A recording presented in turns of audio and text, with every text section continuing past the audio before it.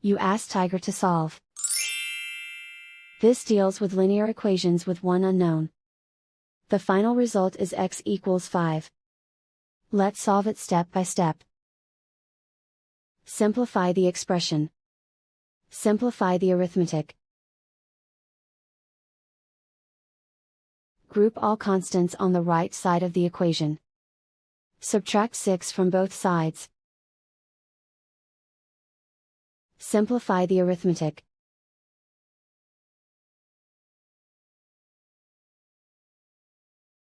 Isolate the x.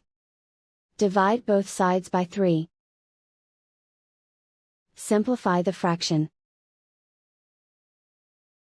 Find the greatest common factor of the numerator and denominator. Factor out and cancel the greatest common factor. And so the final result is x equals 5.